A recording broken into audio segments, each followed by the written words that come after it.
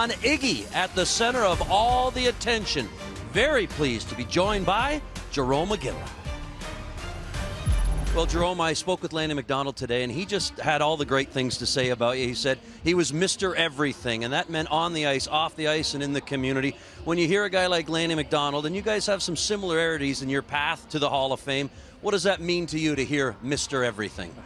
Oh, that's a huge honor, and I have a ton of respect for Lanny McDonald. I remember coming when I first got into the league, and I would see him around the rink and in the organization, and I was in awe and how much he'd done in the city. And I think a lot of the past Flames, they were great examples for us coming in as young guys, and being part of the community, and with just involved with kids and good spirits. It was Lanny's one of the best, and that's a huge honor, and this is pretty wild to be here this weekend. I bet. He also said you just understood your responsibility. I thought that was great too. So congratulations on going into the Hall of Fame. A big weekend for you, your family, and your friends, and for everybody who helped get you there. I want to go back though, if I could, Jarome, and maybe take me to the idea that you signed a deal with the Calgary Flames, and I'm not sure if you knew you were going to be playing that night, but there you were.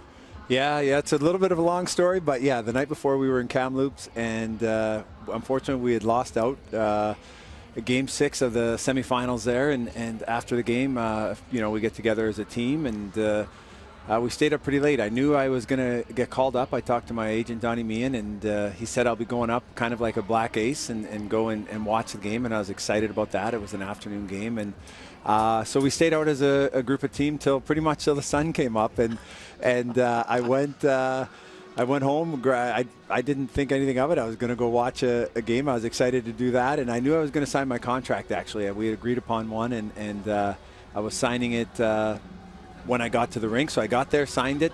I believe Mike Burke took me up to sign it with Al Coates, and Al McNeil was there, and then they said I was playing. And I was like, oh, I couldn't say no. I couldn't say, well, I didn't really fully prepare or anything. I was pumped. I was excited, and it got better. They said not only was I playing, so I went down to play, and then when I met Don Hay, he gave me the line that I was on, and I was going to center Theo Fleury and German Titov. So it was truly so amazing, and I'm really happy they didn't tell me I was playing, because I wouldn't have slept all night anyway.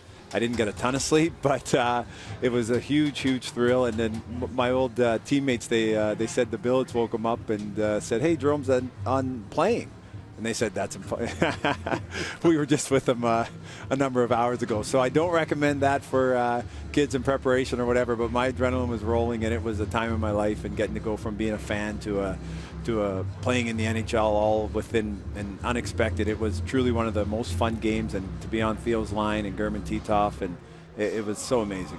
And you score, and that's fantastic. And is there a story there, Jarome, where they kind of thought when you originally got there, maybe this is a power forward and maybe just a power forward? Not that there's anything wrong with that, but you had bigger ideas. You said, I might be a power forward, but I know I can score at that level. Is that accurate?